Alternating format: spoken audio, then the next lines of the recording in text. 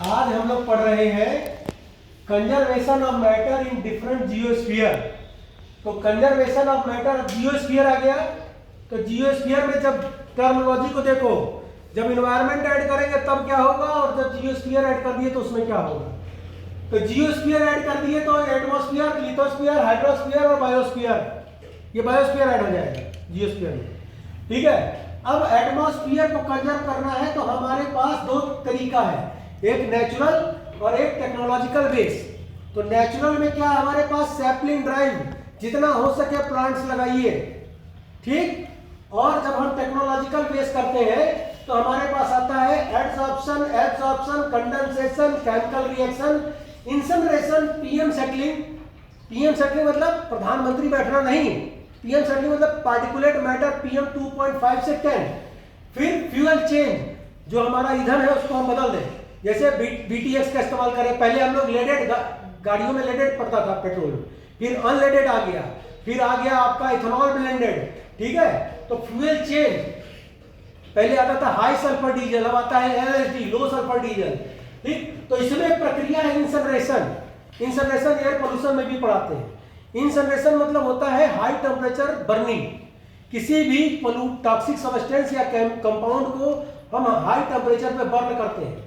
अब देखिए यहाँ पे हो रहा है बर्निंग, तो बर्निंग होगा तो कुछ ना कुछ निकलेगा ही निकलेगा। ठीक है, लकड़ी जलाएंगे तो क्या निकलेगा, कार्बन डाइऑक्साइड। अब यहाँ समझिए CO2, it is a green house gas. अब ये हमारे पास दो प्लास्टिक की बोतल है, एक बड़ी एक छोटी। ठीक है, दोनों मान लीजिए प्लास्टिक की है। ठीक, अब ये मान लीजिए कि ये वेस्ट मटेरियल है। अब इसको हमको पर्यावरण से अपने दूर करना है, ठीक करना है, पर्यावरण में ऐसा रखें कि खराब ना हो। तो क्या करें, इस प्लास्टिक की बोतल को अगर हम खुले में ऐसे माचिस जला दिए तो पर्यावरण पलूट हो जाएगा। क्यों? क्योंकि इससे क्या निकलेगा, कार्बन मोनोऑक्साइड। ठीक, इससे निकलेगा कार्बन मोनोऑक्साइड, क्योंकि हमने इसको जला दिया ऐसे खुलते हुए। पन्नी जला दिया, दुकान का सब पन्नी झाड़ू लगाया, शाम को सुलगा दिया, सूंघ क्या रहे हैं, कार्बन मोनोऑक्साइड। ठीक है, परंतु अगर इसी बोतल को हमने इंसनरेट कर दिया, इंसनरेशन मतलब ही हो गया हाई टेम्परेचर बर्निंग। अब लाश वाश जो है वो इंसनरेट की जा रही है, क्योंकि आपके पास लैंड एरिया कम है। तो क्या होगा, आपकी जो है डेड बॉडी को, लकड़ी भी कम है तो जलाया जाएगा। ऐसे कैसे, इलेक्ट्रिक से। तो इंसनरेट करेंगे।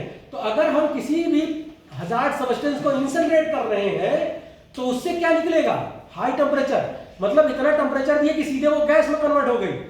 तो उससे निकलेगी एक टॉक्सिक पोल्यूटेंट, उसको हम कहते हैं डाइऑक्सिन। इंसनरेटर से निकलता है डाइऑक्सिन। अब ये डाइऑक्सिन को ट्रीट करने के लिए हमको क्या करना होता है कि सिंपल डाइऑक्सिन ये ट्रीटेबल है, इसको हमने पानी से पास कर देना है, बस। ये पानी से पास ठीक हो जाएगा, कोई पोल्यूटेंट नहीं है डाइऑक्सिन। ठीक है, तो डाइऑक्सिन जो है इसका एक ही ट्रीटमेंट है कि हम इसको वाटर से पास करके उस वाटर को हम फिर से किसी प्रयोग में ले आते हैं। तो हाई टेम्परेचर इंसनरेशन प्रोसेस से जो पोल्यूटेंट रिलीज होता है उसको हम कहते हैं डाइऑक्सिन।